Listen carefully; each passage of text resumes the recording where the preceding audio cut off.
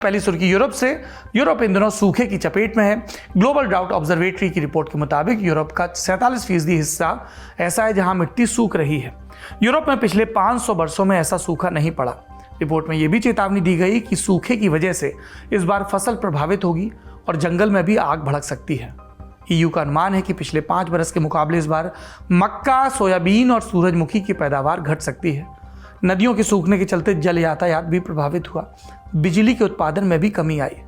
Europe के कई देशों में बड़ी मात्रा में बिजली हाइड्रो पावर प्लांट, ऐसे झक झक झक झक करके पानी गिरता है, टरबाइन घूमती है, उससे बनता है।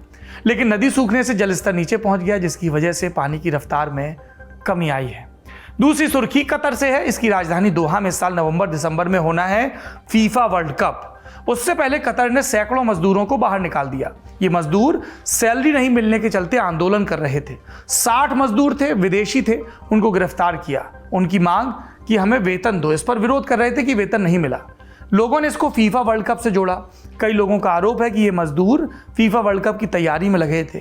कतर सरकार ने क्या कहा कि हाँ, हमने गिरफ्तार किया है, ये भी कि उन्हें सुरक्षा कानूनों के उल्लंघन के चलते पकड़ा गया, और ये भी कहा कि बकाया वेतन चुका देंगे।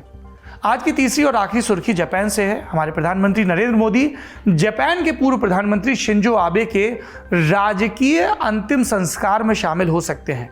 अब यहाँ पर आपको कंफ्यूजन होगा कि शिंजो आबे की तो हत्या हुए बहुत समय हो गया, तो ये राजकीय अंतिम संस्कार अब क्यों हो रहा है? उनका शव का जो संस्कार होता है, जैसे हमारे यहाँ होता है, वो हो चुका है, लेकिन अब 27 सितंबर को राजकीय सम्मान के साथ उन्हें अंतिम विदाई दी जाएगी। इसी को राजकीय अंतिम संस्कार कहा जा रहा है। राजधानी टोक्यो के किटानोमारू नेशनल पार्क में आबे का ये राजकीय अंतिम विदाई समारोह होना है। मुझे पता नहीं कि शोक के साथ समारोह शब्द इस्तेमाल होता है कि नहीं। जापानी मीडिया में छपी रपटों के मुताबिक भारत के प्रधानमंत्री नरेंद्र मोदी भी इसमें शामिल हो सकते हैं। पीएम मोदी इस दौरे में जापान के मौजूदा प्रधानमंत्री फुमियो किशिदा के साथ बैठक करेंगे। हम जानते हैं कि प्रधानमंत्री नरेंद्र मोदी के शिंजो आबे के साथ व्यक्तिगत संबंध थे। उनको श्रद्धांजलि दी गई थी, ट्वीट करके लिखा भी था, अपनी भावनाएं व्यक्त की थी कि कैसे जापान और विश्व ने एक महान विजनरी व्यक्ति खो दिया और मैंने भी अपना करीबी दोस्त खोया।